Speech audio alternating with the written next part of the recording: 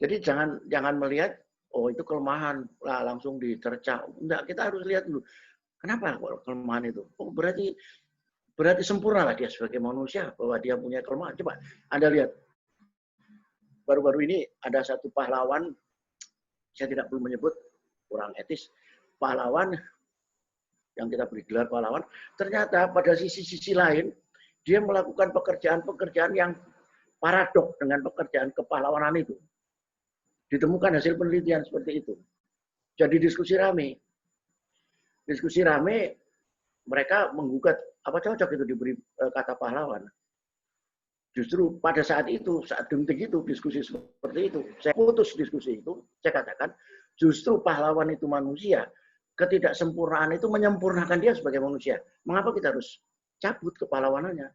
Justru kita mengukuhkan dia kepahlawanannya itu karena kelemahannya dia sebagai manusia pun nampak. Jadi tidak ada yang sempurna.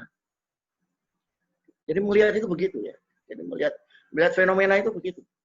Tidak hitam putih gitu. Enggak bisa. Jadi ada behind, ada sesuatu yang dibalik itu yang itu yang kita harus lihat gitu. Maka saya pernah mengatakan ada suatu peristiwa hukum di mana-mana saya katakan itu hakim menjatuhkan punishment 6 bulan penjara kepada ibu ini, 3 bulan penjara pada ibu ini, atau denda 6 juta. Ketok palu, dar 3 kali, sah, inkrah dia. Tapi apa yang dilakukan oleh hakim? Selesai sidang, dia buka baju hakimnya, dia buka topi hakimnya, dia keluarkan isi dompetnya, dikasihkan uang 1 juta, dia keliling kepada seluruh yang peserta hadir untuk membantu sang ibu yang terkena denda sekian juta itu. Akhirnya selesai. Yang dilakukan hakim sebagai penegak hukum sudah benar. Tapi hakim adalah humanis. Dia adalah manusia. Dia terketuk hatinya untuk menyelamatkan orang lain. Itu manusianya. Dan itu seperti itu. Kita melihat fenomena yang mestinya itu menjadi sesuatu dasar pemikiran. Kita semakin belajar filsafat, kita mestinya semakin wise. Semakin bisa melihat keindahan atas dasar perbedaan. Selanjutnya bersifat spekulatif. Saudara-saudara, pemikiran-pemikiran spekulatif ini mendasarkan kita untuk selalu menemukan yang baru. Dari spekulatif itu turunlah hipotetiko verifikatif. Hipotetiko verifikatif itu yang mendasari hipotesis. Hipotesis itu adalah dugaan sementara. Dugaan sementara itu bisa benar, bisa salah. Kalau salah, biarkan dengan kesalahan itu, karena itu memang hak prerogatif dari hipotesis. Sekali lagi, itu hak prerogatif dari hipotesis. Dan kalau dia terbukti juga benar, itu juga merupakan hak prerogatif dari hipotesis. Ini terkadang Anda barangkali masih ingat penelitian S1 dulu yang menggunakan penelitian kuantitatif biasanya itu. Kalau kualitatif agak-agak susah. Kuantitatif. Begitu dihitung statistikanya tidak korelasi. Waduh, ini bagaimana hipotesisnya tidak terbukti. Dia ngomong sama yang ngerjakan, udahlah buatin aja, kita nipu aja, izin sama Tuhan. Izin sama Tuhan. Tak-atik itu angka, ya kan gampang, apalagi sekarang. Begitu dilihat signifikan, wah korelasi, dia teriak. Makanya pada waktu ujian dengan menggunakan statistik, saya sering tertawa. Karena apa? Statistik itu adalah alat tipu yang paling canggih, alat tipu yang paling tinggi. Pak Wendy Mirva itu pernah ditipu-tipu sama anak buahnya karena statistik yang begitu. Tinggal tanda tangan, kita nggak tahunya dikerjain itu. Kenapa? Ya itu tadi statistik alat tipu paling canggih. Sehingga sebelum ujian, semua orang tidak percaya kecuali dia. Tapi begitu selesai ujian, semua orang percaya kecuali dia. Nah, itu ya. Jadi semua orang percaya kecuali dia. Karena dia tahu bolong-bolongnya yang tempat-tempat dia nipu itu tadi. Nah, itu hipotesis. Jadi jangankan kalau dia memang tidak terbukti, tidak terbukti hipotesisnya, ya biarkan saja. Anda lihat, oh memang dengan kondisi seperti ini maka dia tidak terbukti. Makanya pada waktu tahun 80-an,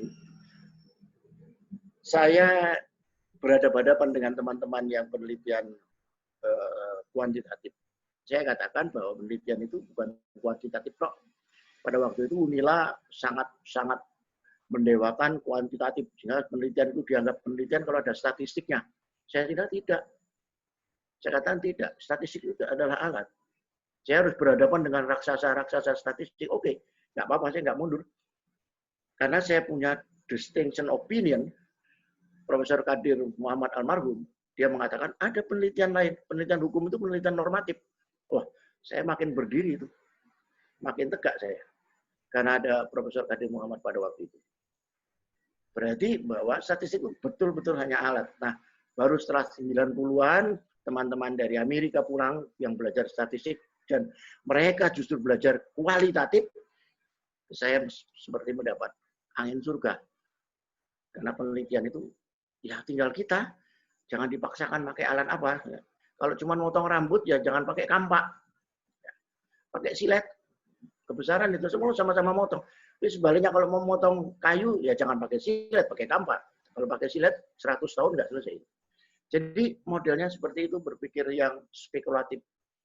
Oleh sebab itu, saudara-saudara, seorang ahli statistik, seorang ahli filosof yang terkenal dengan menulis buku The Story of Philosophy, dia mengatakan begini, William Durant ini, ibarat pasukan perang adalah pasukan marinir yang merebut pantai pendaratan.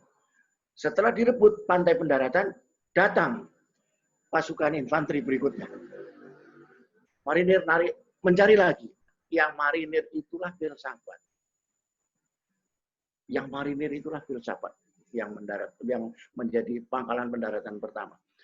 Jadi kalau ilmu pengetahuan muncul, itu adalah dasarnya filsafat. Tanpa didasari filsafat tidak mungkin. Ada yang mengatakan memang beberapa jurnal setiap hari di dunia ini tidak kurang dari 10 cabang, menurut saya bukan cabang, tapi sudah ranting ilmu pengetahuan baru. Itu sudah bermunculan. Sekarang muncul baru lagi COVID-19. COVID-19 ini mengembangkan ilmu pengetahuan yang luar biasa. Yang luar biasa. Itu laboratorium management di Bandung sedang berlomba dengan LIPI untuk mendapatkan virus, untuk antivirus yang mereka kembangkan. Belum lagi, itu baru kita di satu negara. Belum lagi yang perusahaan-perusahaan swasta, Kalbe, Parma, dan lain sebagainya. Itu mereka juga berlomba. Itu baru Indonesia. Belum dunia. Yang sudah declare Amerika, kemudian China, kemudian Soviet.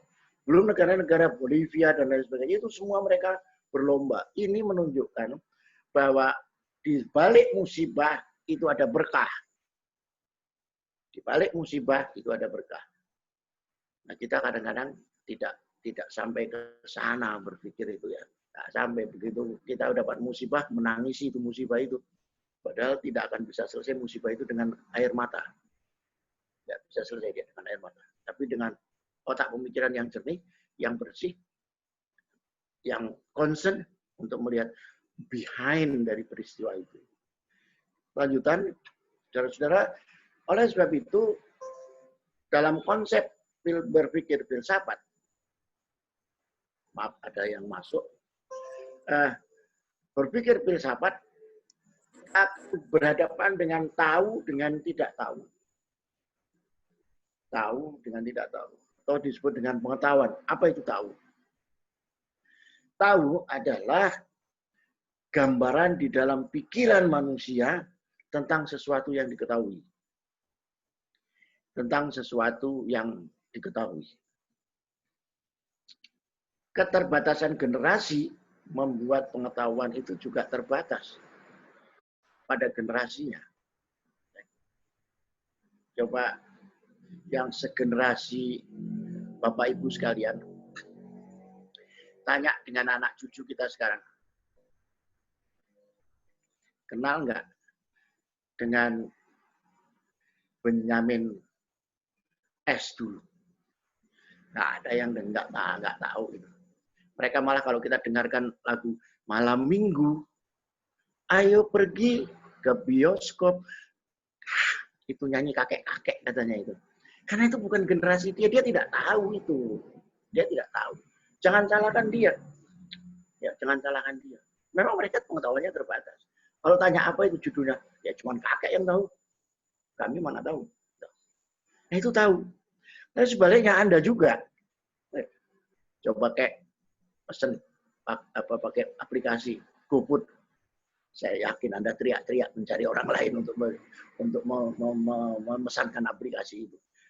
Andai kata Anda bisa, kalau mereka yang generasi milenial itu cukup dengan 2-3 menit, kita 15-20 menit udah keburu lapar. Itu memang perbedaan. Itulah tahu dan tidak tahu. Nah, sebab itu kalau Anda baca, beberapa kali saya menulis di koran, di Lampung Pos, 2 minggu sekali saya biasanya menulis, karena itu menjadi hobi saya. Saya membagi tentang tahu ini menjadi 4 kuadran. Kalau ingat di SMA ada dulu pelajaran kuadran.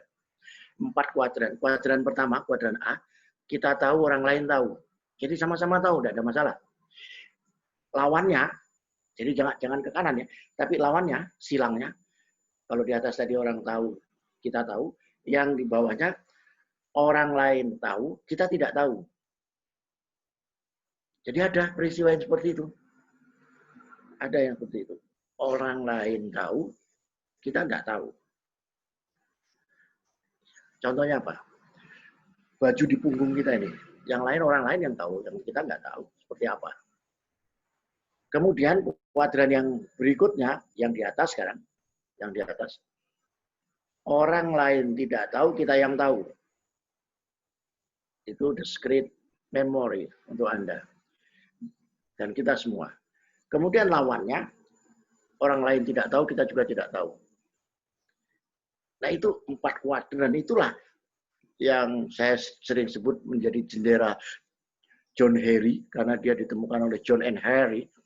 Jadi kadang-kadang saya plesetkan Indonesia jendela Johari untuk memudahkan.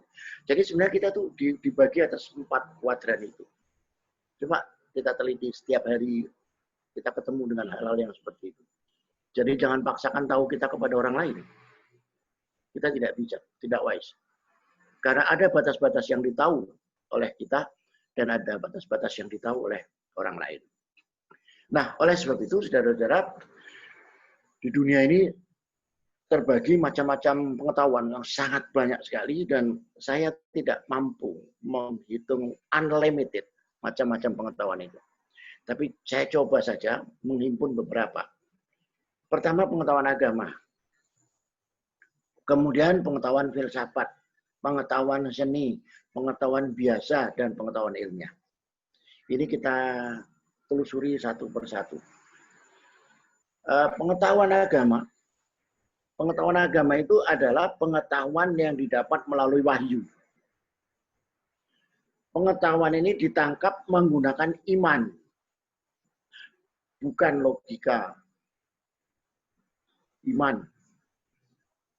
Kuliah pertama saya katakan, ada orang yang mengatakan begini, agama itu fiksi. Benar dia. Karena dia berangkat masuknya dari pintu ilmu pengetahuan. Bukan pintu agama. Saya mengkhawatirkan ini dugaan subjektif pribadi. Jangan-jangan yang bersangkutan tidak punya agama.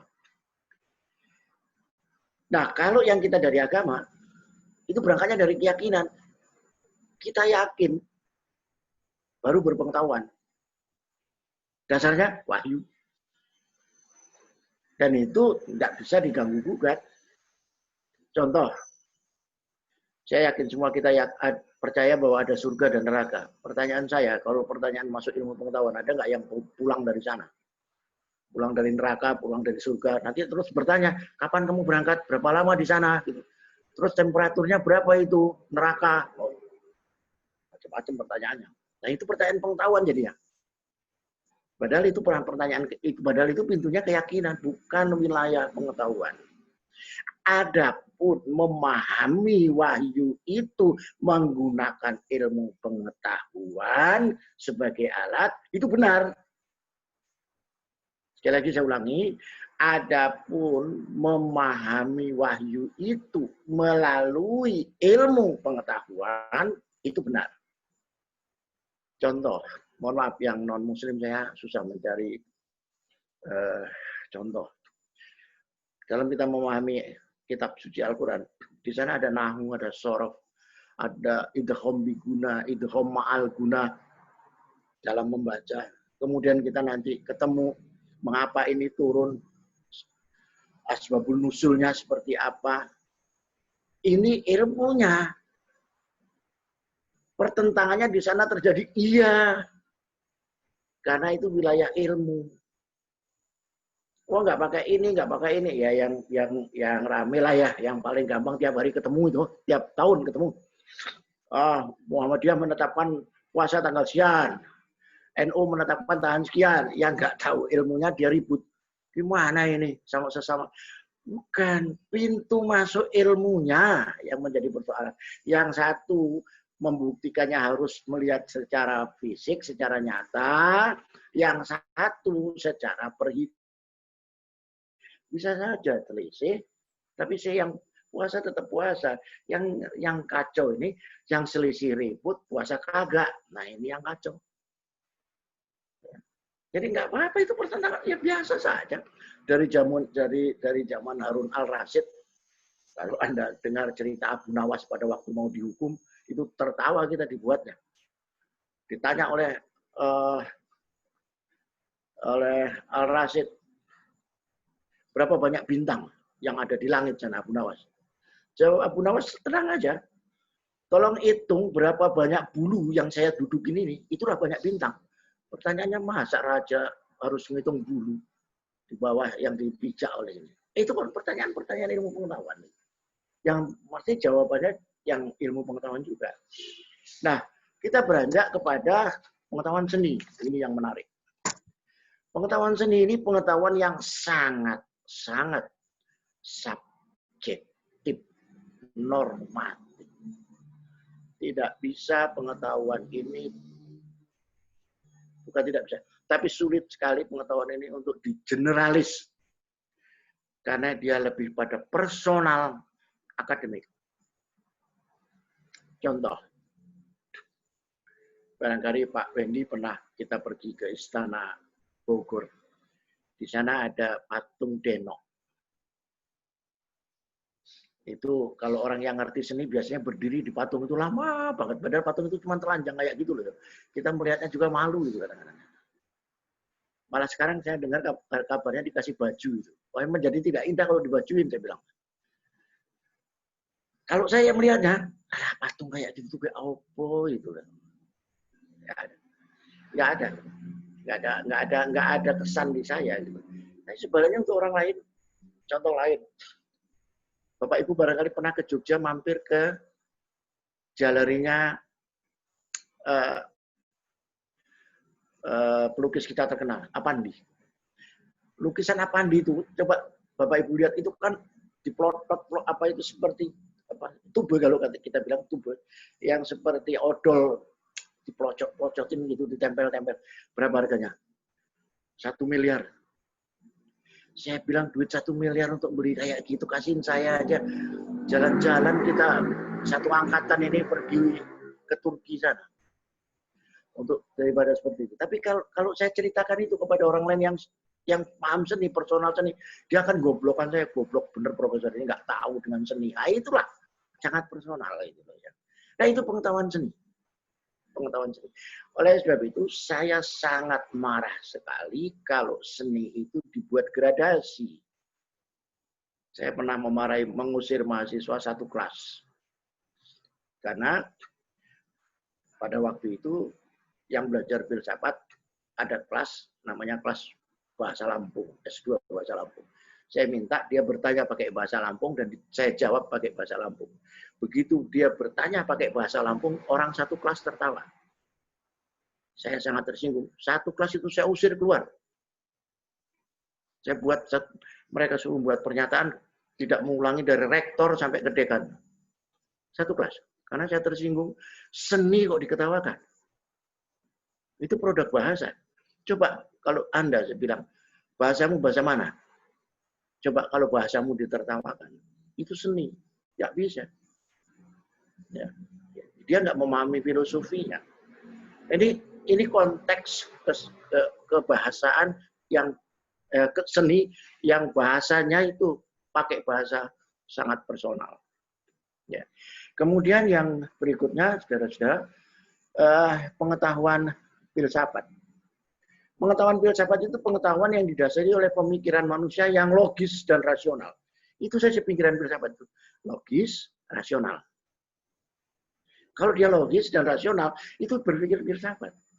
Coba saya katakan, sangat rasional kan kita katakan, bahwa kelemahan manusia itu menunjukkan kesempurnaan manusia itu. Karena kita berangkat dari satu aksioma, nanti kita ketemu apa itu aksioma, apa itu dalil. Di pertemuan barangkali sudah bisa dilihat di YouTube, ada bicara aksioma, dalil. Kita sudah meyakini bahwa yang namanya manusia itu memiliki kelemahan. Dan kelemahan itulah yang melekat menyempurnakan dia sebagai manusia. Logis itu berpikir filsafat. Sesuatu yang indah itu karena keberagaman. Itu logis dan rasional. Logis dan rasional. Kalau Anda lihat sesuatu, indah sekali itu. Kenapa? Beragam. Taman. Kalau disebut taman itu karena bermacam-macam tumbuh-tumbuhan bunga di sana. Coba kalau dia cuma ada tulip saja seperti di Belanda, ya itu jadi kebun tulip, bukan taman tulip.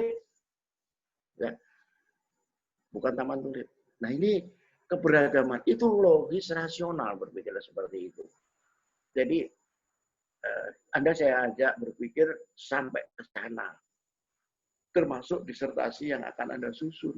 Oleh sebab itu saya minta dari awal mahasiswa S3 itu sudah membawa tema. Saya tidak tahu tahun ini saya tidak diajak mewawancarai mahasiswa, calon mahasiswa baru Fakultas Hukum.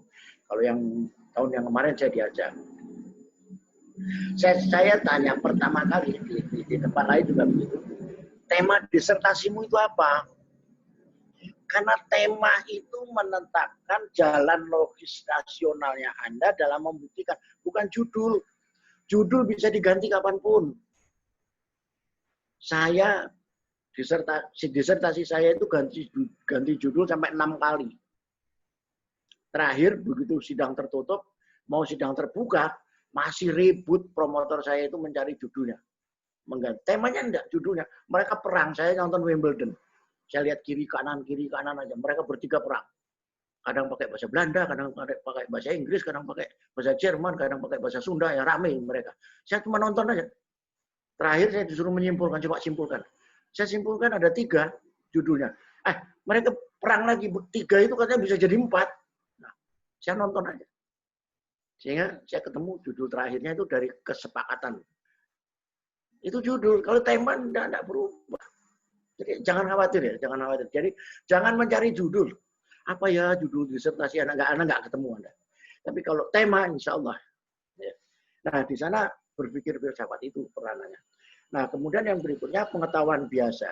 Saudara-saudara, pengetahuan biasa itu adalah pengetahuan yang dipakai untuk kehidupan kita sehari-hari, menjadi sesuatu yang melekat karena saya ingin turunkan bahasanya, dia merupakan sebab akibat yang sudah menjadi kebiasaan. Saya mencari diksinya agak repot. Kalau memang ada yang kesulitan, mohon nanti di WA ke saya, bahasanya mohon diapakan. Kemarin saya dapat WA dari mahasiswa S2.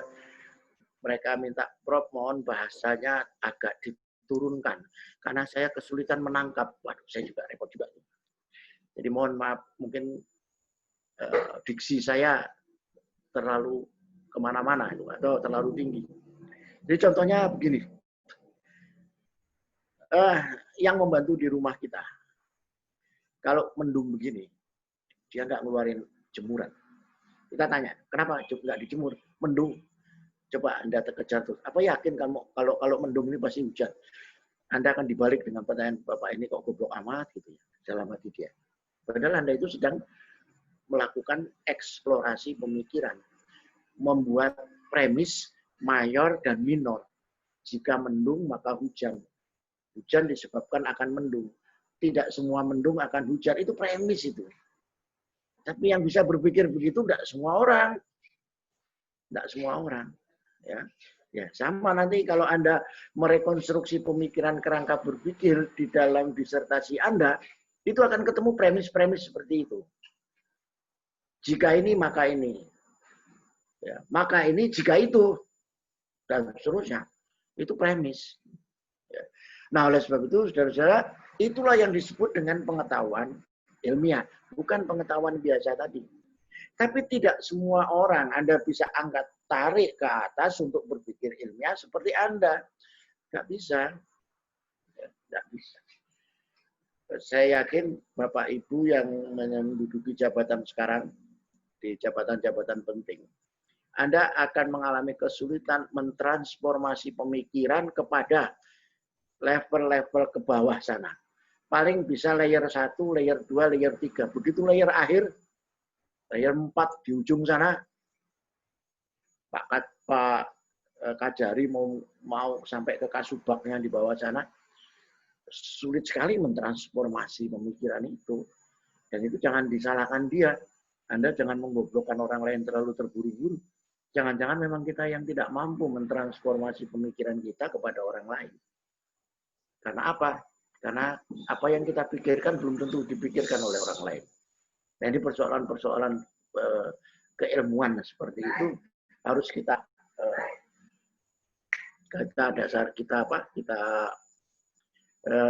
pahami. Kemudian berikutnya, ada yang terlewat. Berikutnya pengetahuan ini, saya minta Anda tentang pengetahuan ini, coba Anda bisa membaca buku dari Pak Pujawiatna, judulnya itu Tahu. Sedikit tahu. Harganya murah sekali buku itu, paling 5.000 atau 10.000, tipis sekali. Nah, itu mengatakan bahwa pengetahuan itu harus punya 3 atau 4 hal. Yang pertama harus objektif, dia punya sasaran.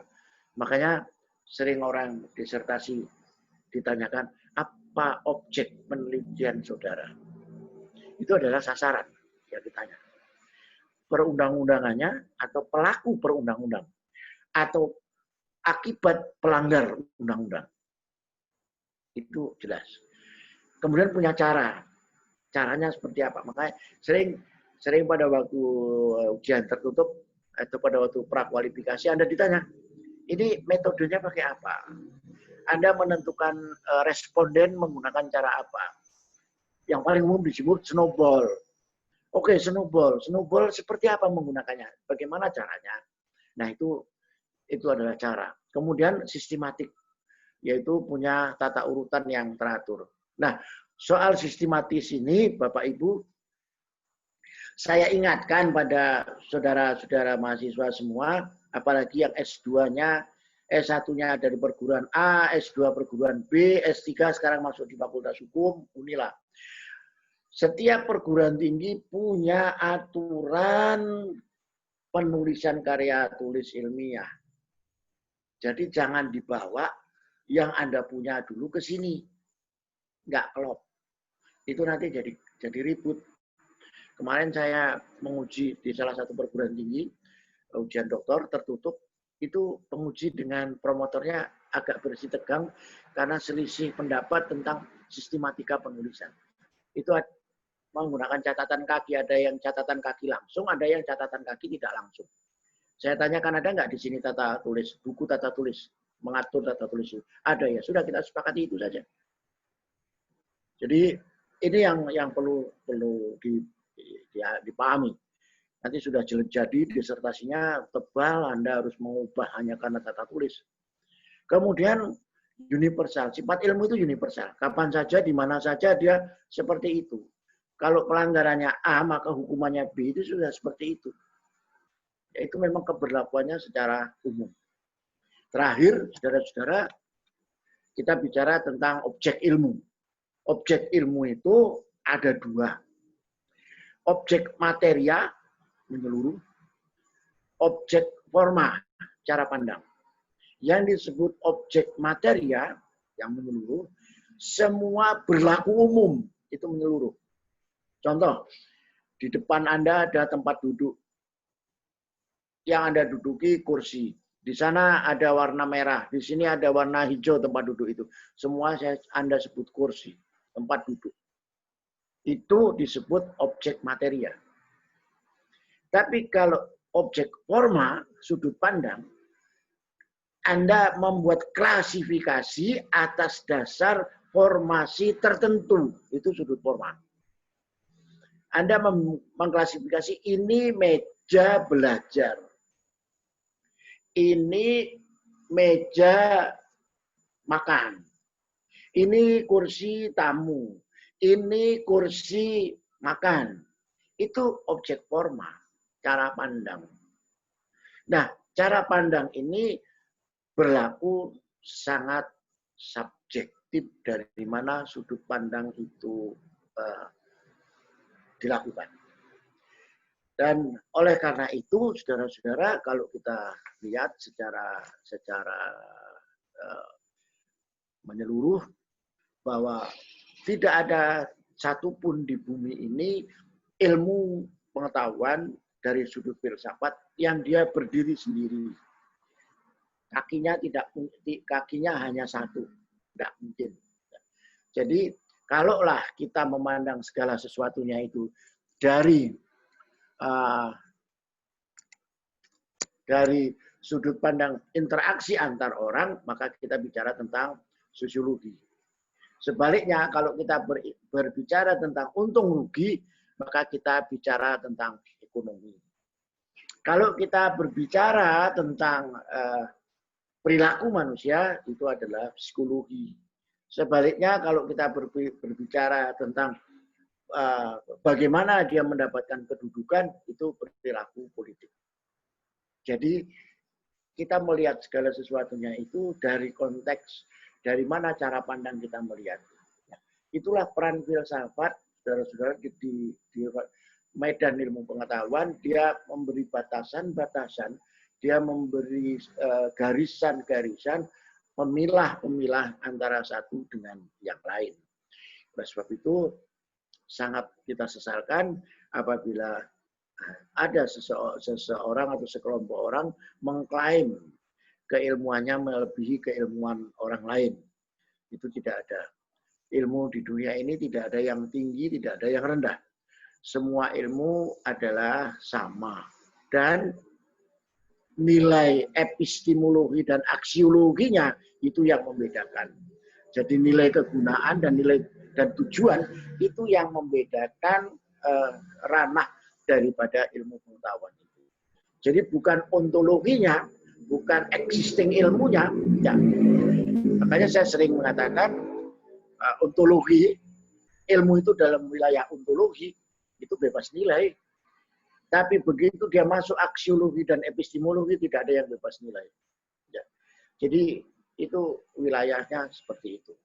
Saya kira itu dari saya. Nanti akan disambung oleh Pak Tis. Biasanya Pak Tis sudah standby dan saya selalu bertim ria dengan beliau dari angkatan 1 dan saya paling senang dengan orang muda seperti beliau yang berpikir kritis dan bisa memberikan alternatif pemikiran.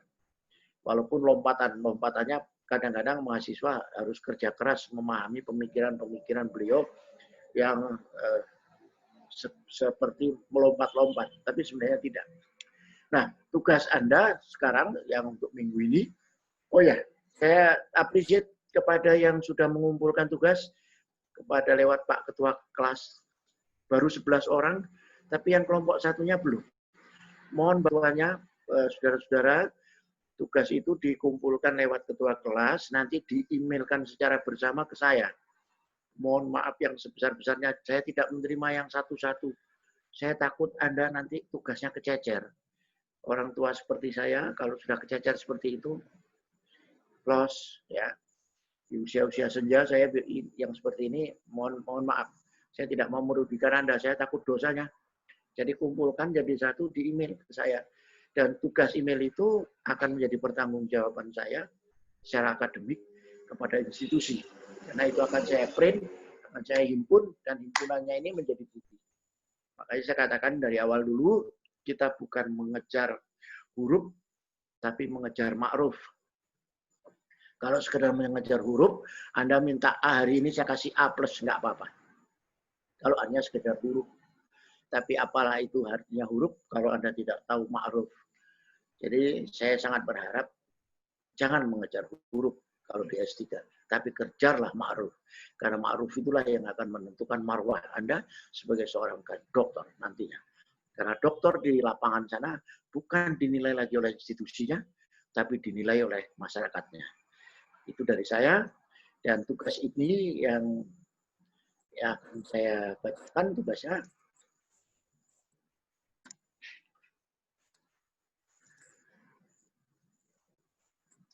Tugasnya yaitu Anda membuat tema disertasi, tulis dulu temanya di tengah. Kemudian Anda buat lingkaran 1, lingkaran 2, lingkaran 3. Lingkaran 1, Anda renungkan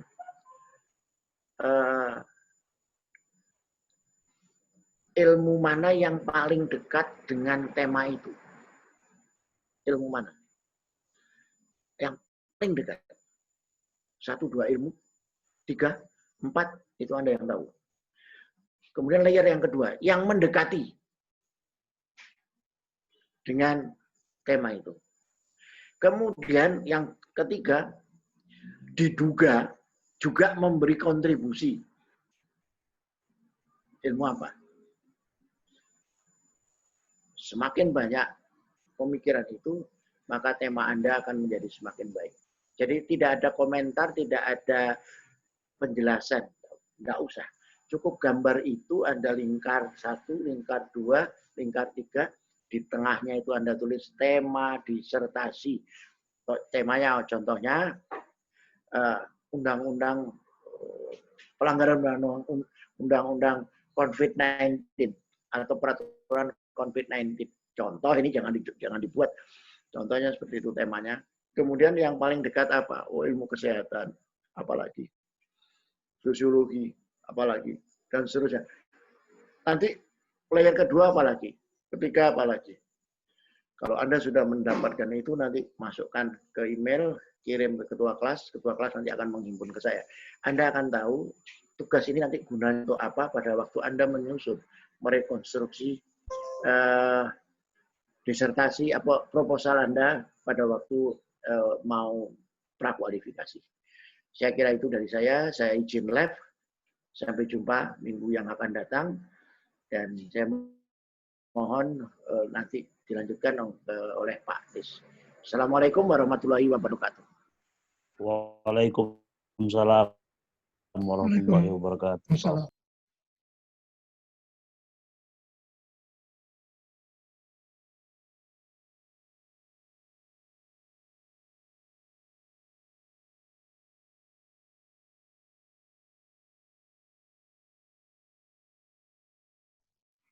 Mohon maaf, Prof. Jarwo langsung live ini.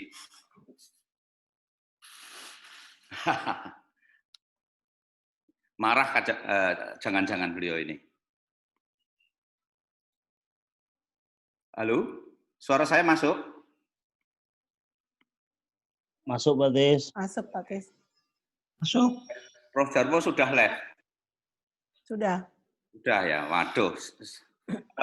Pertanyaan saya yang pertama, tadi Prof. Jarwo sudah membahas tugas yang dibaca oleh, yang harus dikerjakan oleh Bapak Ibu sekalian, mereview bukunya Yuyun Surya Sumantri. Sudah dibahas belum? Belum dibahas. yang tadi dibahas itu Pak Tis baru dinyatakan 11 orang yang menyerahkan tugas gitu Pak. Yang masalah pembahasan nampaknya belum Pak, cuma laporan aja sudah 11 orang yang menyerahkan tugas Pak Tis. Itu kebiasaan dosen itu. Kalau yang lain biasanya saya juga demikian gitu. Pokoknya sudah ngumpul semua. Cuma problemnya bukunya Yuyun Surya Sumantri itu sebuah buku yang sebenarnya sangat sulit untuk dipahami. Dan kemudian hanya diberi waktu 1 minggu itu menurut saya sesuatu yang agak sulit. Tapi saya ingin berdiskusi masalah penugasan itu sebelum nanti masuk ke yang lain gitu. Kalau bukunya Yuyun Surya Sumantri, kalau kita baca model tahun 90-an, buku ini cukup tua, tahun 90-an, itu susahnya minta ampun. Tetapi untuk Bapak Ibu harusnya nggak susah, karena di Google itu sudah banyak resume yang ada untuk memahami buku ini. Tidak perlu harus membaca buku itu langsung, tetapi kita bisa mencari resume yang sudah ada. Nah, nanti kalau ada something atau ada sesuatu yang perlu kita dalami, baru membaca buku itu, baru dicari di buku itu.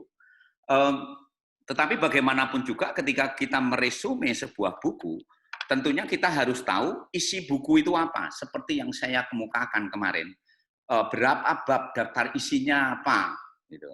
Nah, kalau kita lihat dari daftar isi bukunya Yuyun ini satu buku yang cukup komprehensif, karena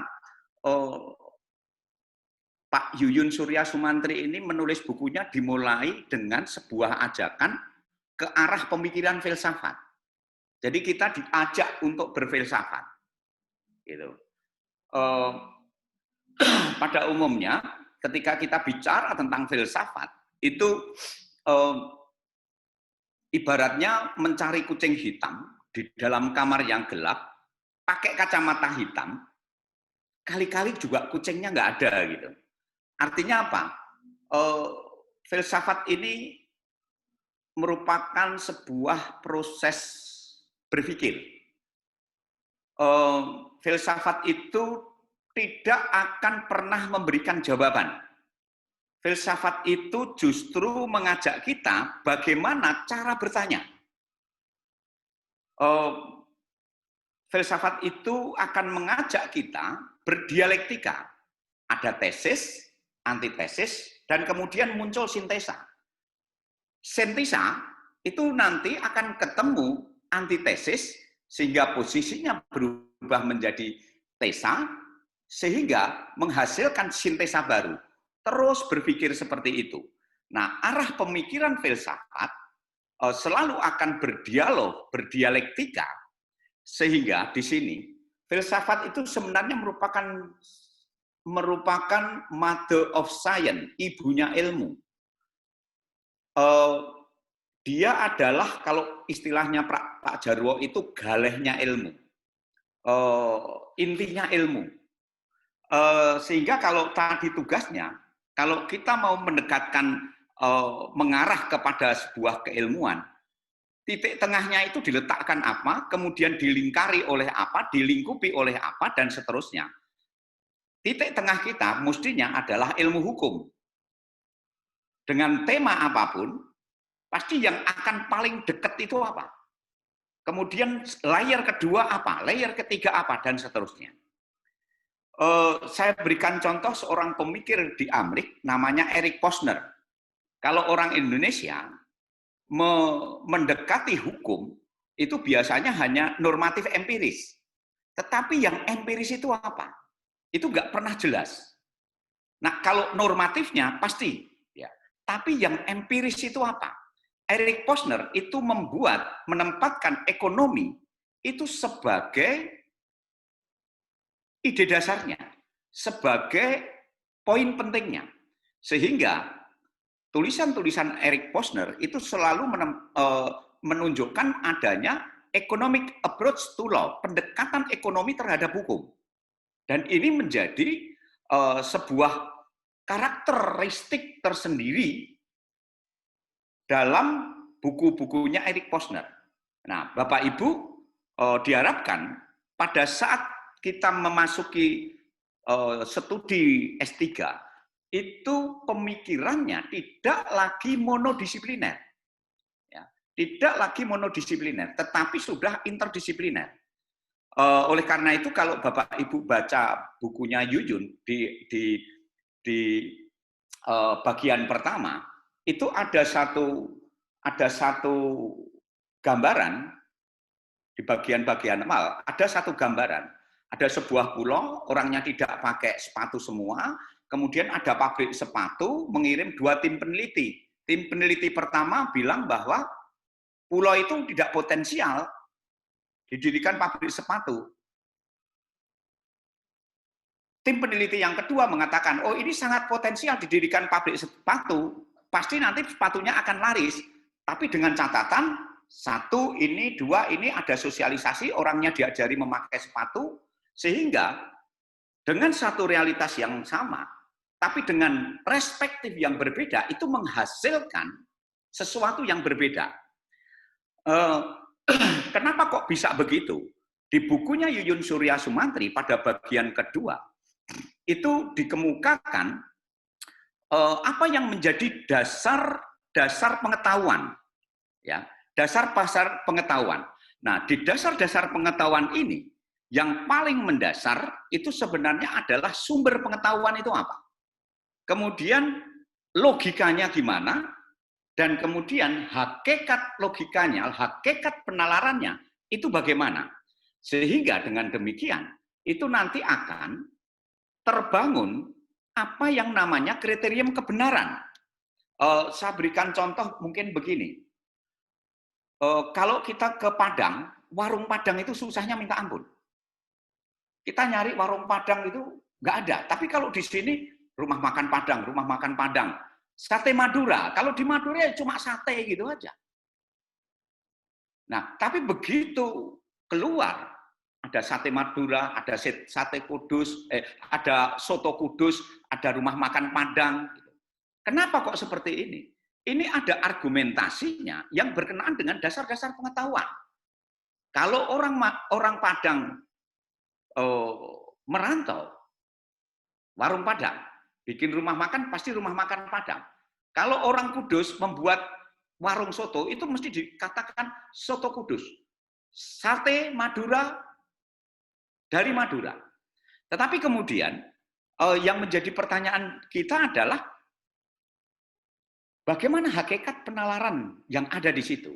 Tadi secara sekilas dikemukakan oleh Pak Jarwo, itu kurang lebih dikatakan diberikan contoh pembantu rumah tangga, mendung disuruh menjemur cuci pakaiannya gitu. Nah, di sini sebenarnya itu adalah pada perspektif pengetahuan, pada dasar pengetahuan.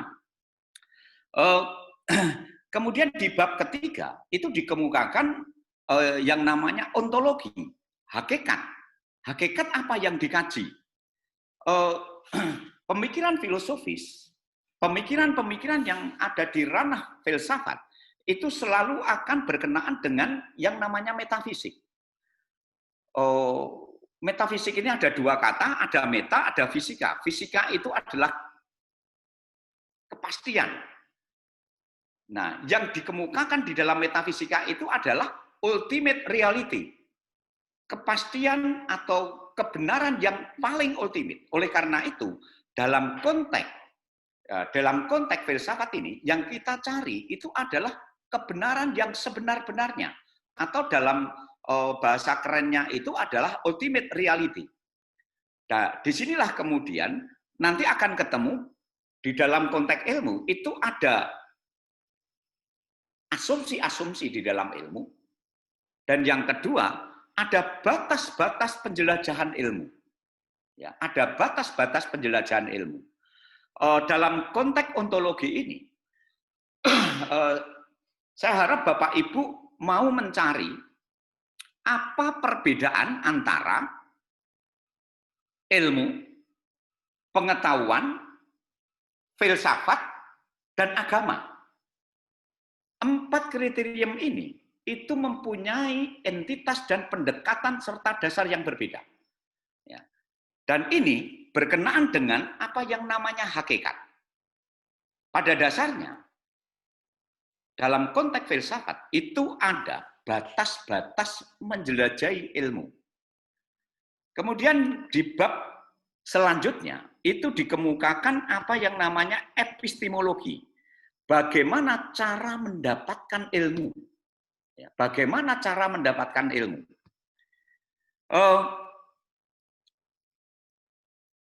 Dan di sini ada batasan atau ada capaian tertinggi. Bagaimana cara mendapatkan pengetahuan dan ilmu atau ilmu pengetahuan itu dengan satu kriterium yaitu benar. Oleh karena itu, di dalam konteks epistemologi ini nanti akan terkait dengan yang namanya teori-teori kebenaran. Ya, teori-teori kebenaran. Dan teori-teori kebenaran ini oleh Yuyun Surya Sumantri itu diurai tidak terlepas dengan bagaimana sarana berpikir ilmiah. Sarana berpikir ilmiah di sini, itu kalau di dalam bukunya Yuyun Surya Sumantri, itu hanya berkenaan dengan 3 hal, yaitu bahasa, matematika, dan statistika. Dia melepaskan, atau dia tidak, Pak Yuyun Surya Sumantri, itu tidak membahas tentang logika. Padahal dalam konteks ilmu hukum, yang paling mendasar itu justru logika. Ketika kita belajar bahasa, itu pun juga harus terkait dengan logika. Artinya menjadi logika bahasa. Ya, menjadi logika bahasa. Dan logika bahasa itu mempunyai standar-standar sendiri. Saya berikan contoh misalkan orang Jawa atau orang Sumatera, kita lah gitu. Mempersilahkan orang makan, silahkan makan. Itu berarti tulus. Tetapi kalau mempersilahkan makan dengan makan itu, berarti ini ada kemarahan di balik itu. Tetapi saya ingin mengumumkan begini, di dalam konteks ilmu, emosi, ya, emosi dan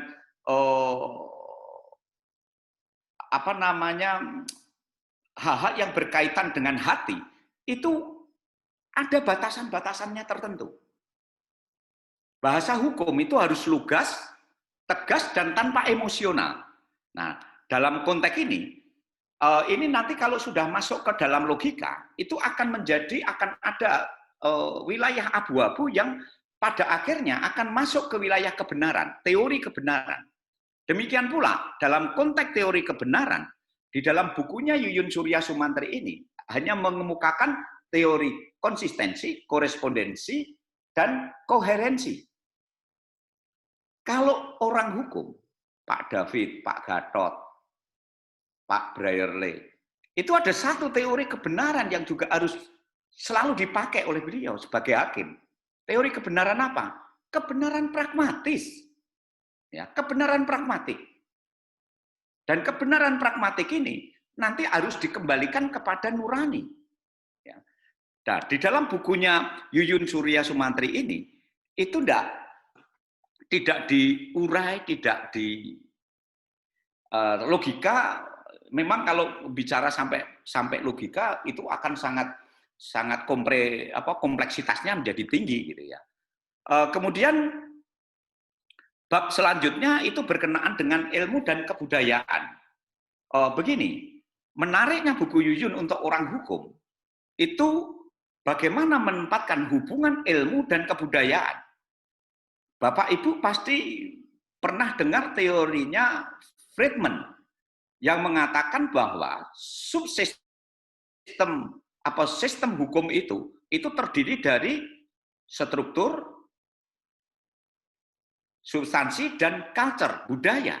Tetapi kemudian kita seringkali nggak mampu mengkaitkan antara hukum dan culture ini dengan budaya ini. Budaya seringkali kita pahami secara pragmatik. Padahal ilmu dengan budaya ini itu mempunyai keterkaitan yang sangat luar biasa. Nah, di dalam konteks hukum, budaya, culture itu adalah nanti tidak akan pernah bisa dilepaskan dengan cara berpikir dan nilai-nilai moral. Ya, nilai-nilai moral. Nah, disinilah yang kemudian dengan landasan cara berpikir dan nilai-nilai moral inilah bagaimana ilmu itu berkembang. Beberapa negara maju sekarang sudah mulai berpikir seperti misalkan di Swedia, di Norwegia, itu negara-negara Skandinavia itu memberikan hak kepada indigenous people untuk hak yang untuk memelihara rusa itu lintas negara. Jadi kewarganegaraannya itu menjadi nggak jelas. Nah, dalam konteks hukum, inilah sebenarnya hubungan antara ilmu dengan budaya itu harus diurai. Kalau di UI itu ada Profesor almarhum kemarin baru meninggal, Valerin Krikov, Theo Tapio Mas Ihromi. Kemudian kalau yang sekarang masih ada itu adalah Bu Sulistiowati Irianto. Bagaimana pendekatan-pendekatan beliau tentang antropologi, sosiologi, dan seterusnya. Itu sebenarnya merupakan bagaimana titik pertemuan antara ilmu dengan budaya ini. Dan kemudian budaya itu menjadi warna, akan memberikan warna karakteristik tertentu kepada hukum. Tentunya Bapak Ibu masih ingat bahwa ketika pada saat S1 itu ada mata kuliah antropologi hukum, sosiologi hukum, kemudian hukum adat gitu ya. Tapi sayangnya 3 mata kuliah itu isinya sama terus gitu. Dan tidak berkembang. Kenapa demikian? Karena ketika membahas tentang budaya ini itu dilepaskan dari ilmu. Di Unila sekarang ada mata kuliah etika dan kearifan lokal. Ini harusnya menjadi tempat diskursus bagaimana hubungan antara ilmu dengan kebudayaan ini. Hal ini sebenarnya sangat mendasar dengan dalam perspektif, dalam kaitannya dengan berbagai keilmuan. Sekalipun itu terkait dengan ilmu kedokteran misalkan, ilmu pendidikan misalkan, kebudayaan itu nggak bisa dilepaskan. Nah, bahasan selanjutnya dalam bukunya Yuyun Surya Sumantri itu adalah ilmu dengan bahasa. Ya. Sayang sekali kita itu ketika belajar bahasa itu tidak masuk ke wilayah filsafat bahasanya. Ya. Bagaimana bahasa yang terkait dengan semantika hukum, semiotika hukum, yang nanti akan terkait dengan rumusan-perumusan hukum. Bapak Ibu kalau nanti di ilmu hukum, tapi saya nggak tahu Pak Fakih biasanya dengan Pak Wahyu, itu ada bukunya Bruching atau Apeldoorn terbitan baru, yang edisi baru. Ketika kita belajar hukum, yang dipelajari pertama itu justru bahasa. Ya, justru bahasa. Bagaimana hubungan hukum dan bahasa? Kenapa? Artikulasi dari ilmu hukum, artikulasi dari peraturan perundang-undangan itu dari bahasa, ya, dari teks. Gitu.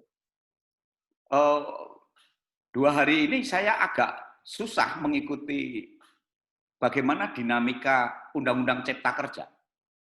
Kenapa? Saya mempunyai dua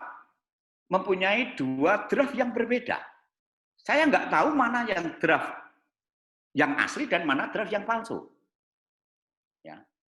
Sehingga ketika saya membaca, ketika saya harus membaca, bacaan mana yang benar, itu akan sangat sulit bagi saya. Gitu.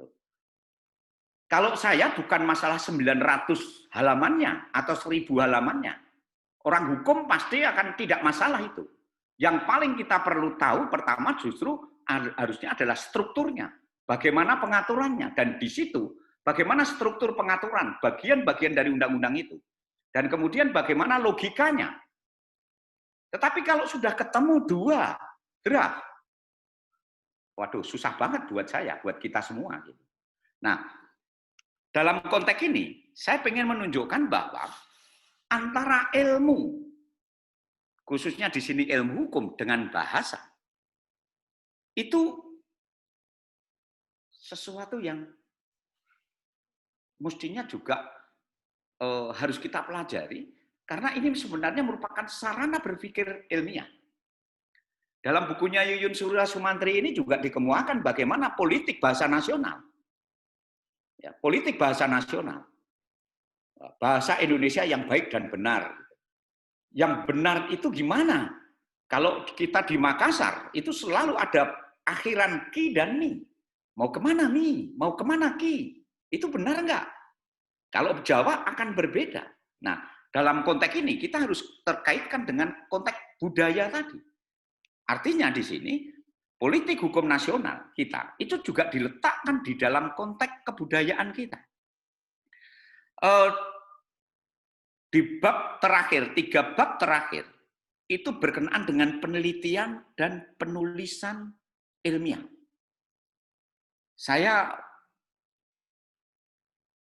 untuk bukunya Yuyun ini, di bagian terakhir yang berkenaan dengan penelitian dan penulisan ilmiah ini, menjadi menarik ketika proses penelitian ilmiah itu selayaknya dimulai dari satu perdebatan.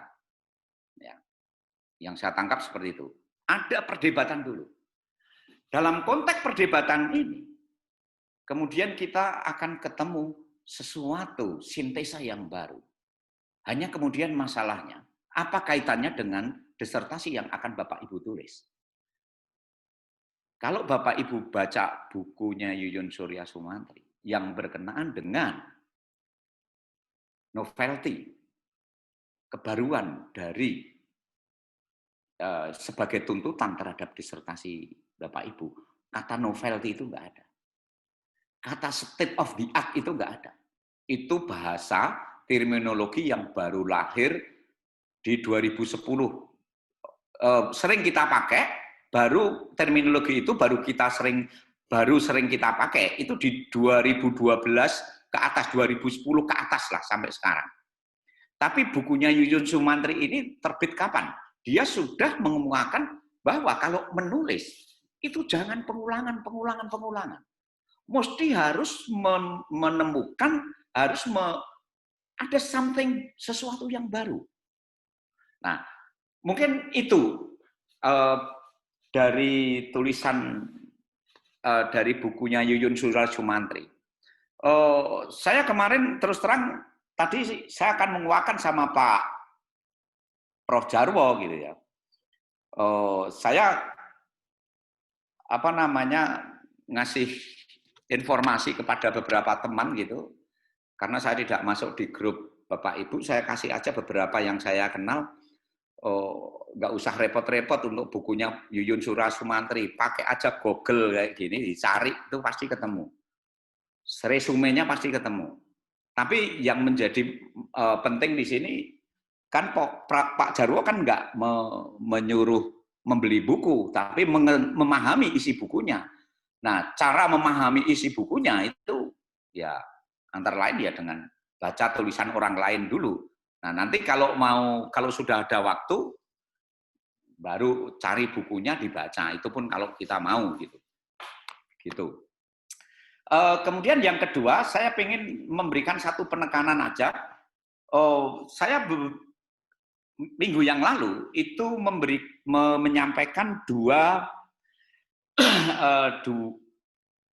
tulisan untuk filsafat ilmu. Itu ada 2 PowerPoint, ya ada 2 PowerPoint yang berkenaan dengan filsafat ilmu pengetahuan. Saya mulai di situ dari pengetahuan itu apa, ilmu itu apa, ilmu yang mandiri itu apa, kemudian struktur ilmu, kemudian perbedaan filsafat ilmu, kemudian definisi dan seterusnya. Tetapi yang paling penting di sini di dalam PowerPoint yang pertama itu saya ingin menguatkan yang namanya ilmu pengetahuan itu apa. Teori itu apa? Di PowerPoint pertama, PowerPoint kedua, itu bicara yang namanya ilmu itu apa. Ilmu itu strukturnya kayak apa. Konsep, teori, dan seterusnya. Nah, saya tidak akan menjelaskan itu, tetapi Bapak Ibu harus bisa memahami itu.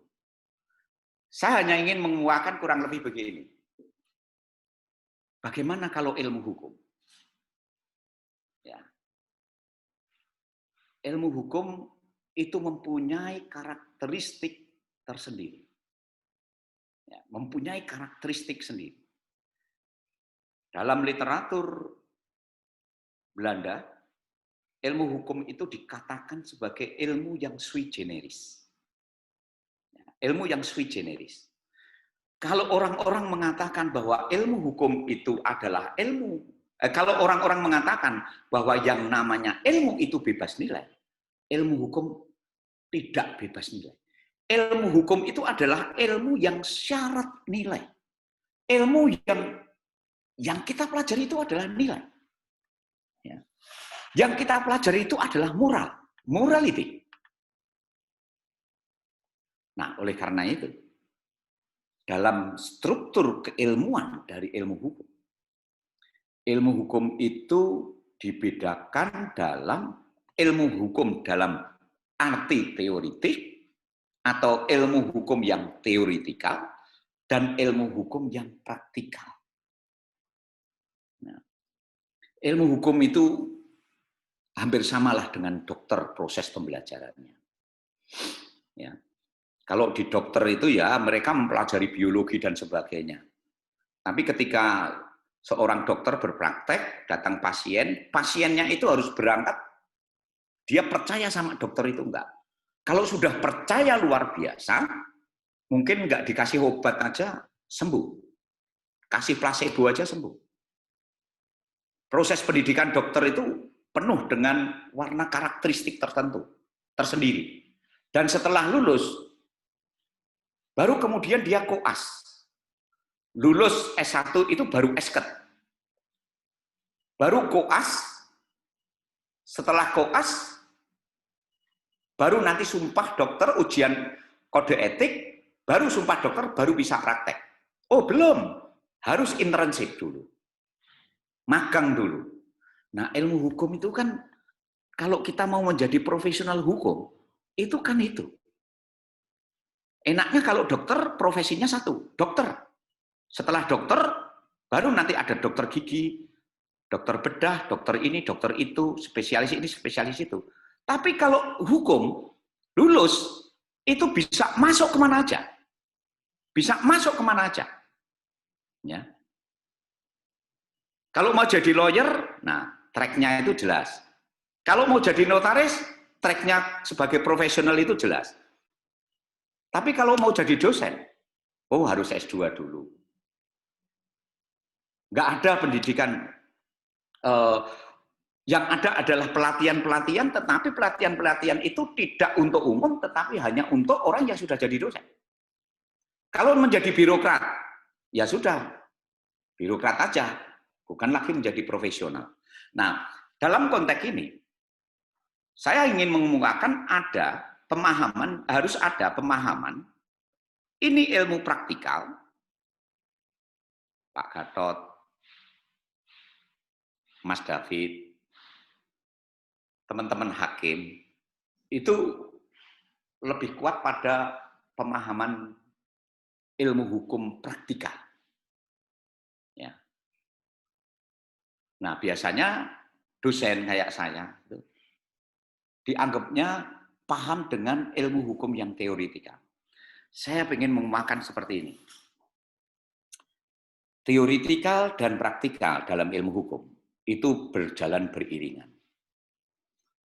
Kalau teman-teman hakim membuat sebuah putusan, itu pasti dimulai dari sebuah proses penelitian panjang. Kalau saya penelitian, saya datangi responden. Tetapi kalau hakim yang penelitian untuk membuat putusan, respondennya yang datang. Dan responden itu namanya saksi dan terdakwa. Dan kadang-kadang saksi ahli. Ya. Pekerjaan-pekerjaan ini adalah pekerjaan-pekerjaan, proses-proses ini adalah proses penelitian. Oleh karena itu, profesional yang ada di bidang hukum, profesi hakim, jaksa, notaris, pengacara, itu sebenarnya adalah profesi-profesi yang dilingkupi dengan karakteristik akademik yang kuat. Ya, karakteristik akademik yang kuat. Nah, oleh karena itu, saya mohon Bapak Ibu tidak memperdebatkan apakah ilmu hukum itu ilmu. Ilmu hukum itu adalah ilmu, tetapi karakteristiknya adalah sui generis yang kemudian terbagi, ada praktikal dan ada teoretikal. Yang teoretikal pasti akan terkait dengan standar-standar epistemologi, ontologi, dan aksiologi tertentu. Tetapi tidak bisa juga dipisahkan dengan yang teoretikal.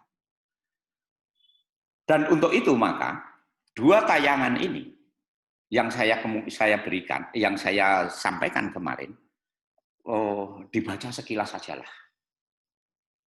Nggak usah serius-serius amat gitu ya. Soalnya kalau kita belajar dengan beban itu malah nggak masuk. Tapi kalau lepas itu malah. Jadi sekolah itu harus membuat kita bahagia gitu loh maksud saya. Tapi kalau disuruh bayar 15 juta ya nggak bahagia juga ya Bapak Ibu ya. Nah ini tolong dibaca aja, dipahami gitu. Yang paling utama yang Bapak Ibu perlu pahami di sini adalah bagaimana struktur dari ilmu itu. Bagaimana dasar-dasar keilmuan itu, apa itu teori, apa itu konsep, dan seterusnya.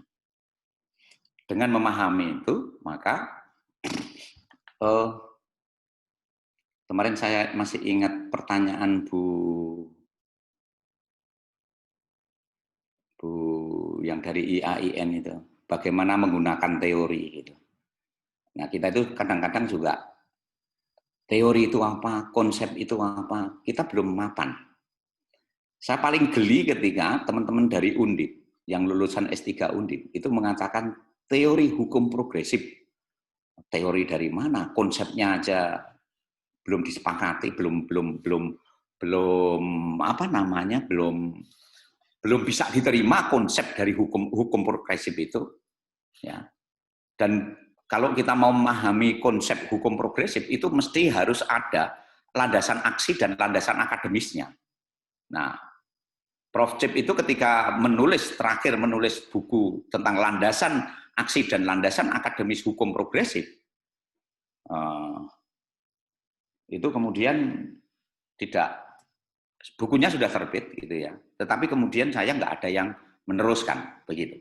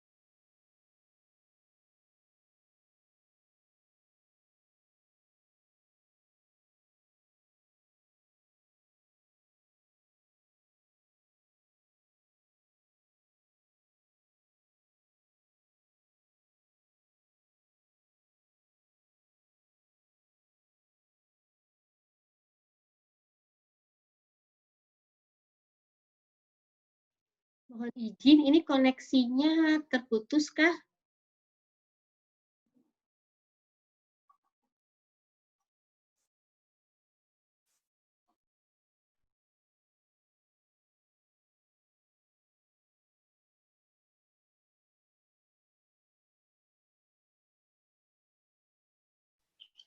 Nampaknya iya Mbak Nur.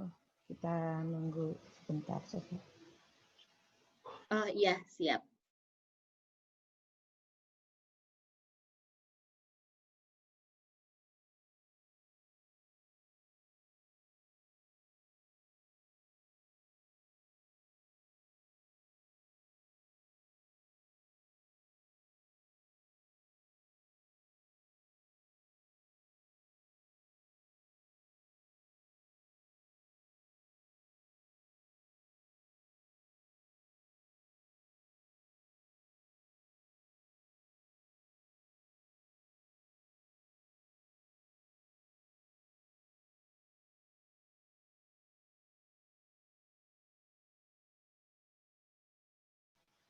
Info dari Pak Aulia bahwa putus koneksi dari Pak Tis nampaknya. Suruh nunggu ini WA-nya.